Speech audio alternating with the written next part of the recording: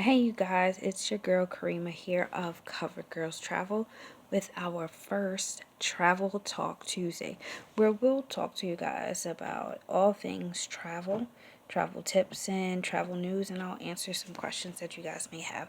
I'm actually a travel agent, been a travel agent since 2017, before COVID and after COVID. All right, so if you guys want to stay updated, send questions, get them answered, make sure you like, share, and subscribe. And any questions you have, leave them in the comment section. All right, so we're going to jump into it. So a question I'm asked often is about cruises. Kareem, do I need a passport to go on cruises? Listen, certain places, passports are not required when you travel on closed loop cruises, but I always recommend them. All right, so what is a closed loop cruise? A closed loop cruise is where you, and of course, this is for people that live in the United States. A closed loop cruise is when you depart and come back to the same port. So, for example, if you depart in Miami, right? Miami port, the port of Miami, and then you go to, say, Mexico, and you come back to Miami. That's a closed loop cruise.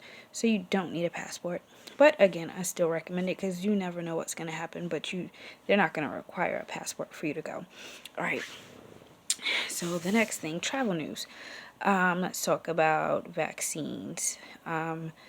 So COVID is dying down, but there's still some regulations that's going on within the cruise industry. So Virgin Voyages, they require all passengers to be vaccinated unless you're under the age of 12 and or you have a physician's note stating that you're unable to get vaccinated.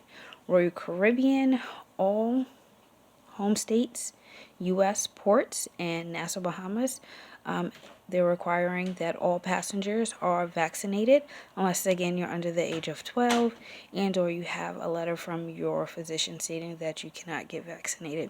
Carnival Cruise Lines, it's a bit different. They're not requiring, they're recommending that their passengers are vaccinated. If you're not and you're departing from, say, Florida, any ports in Florida, Fort Lauderdale, Miami, Orlando, any of those ports, or anywhere in Texas like Galveston, they're going to require you to have travel insurance, and you can't get on without showing them that you have it. So let me just give you guys what's required. The policy requirements is a minimum of $10,000 per person in medical expense expense coverage, and $30,000 coverage for emergency medical evacuation and without COVID exclusions. That's for Carnival cruises.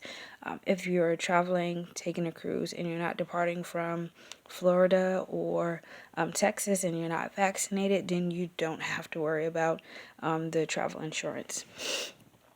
All right, and then let's see. Okay, so now let's talk about traveling during low and high peak seasons.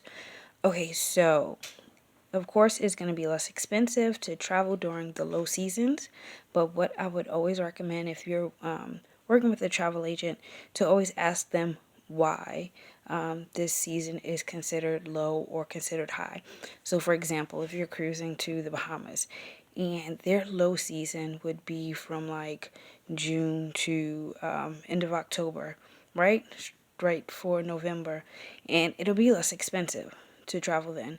And their high season would be like mid-November, December to like April, and that's generally the best time, even though it's extremely crowded. Their low season is because it's hurricane season. So even though it's going to be less expensive, you want to make sure you're asking your travel professional why it's low season during that time. All right, and then one last thing that I always recommend to everyone when you're taking a cruise, to not, if you do not live in the state in which your cruise is departing from. So if you're departing from Miami and you don't live in Miami, and say you live in Atlanta, Georgia, or even New York or something of that nature, I always recommend that you go to that city and or state a day prior. Stay in a hotel a day prior, because even if you book a early flight, you never know what happens with weather conditions. Flights get delayed, and that ship is not going to wait for you.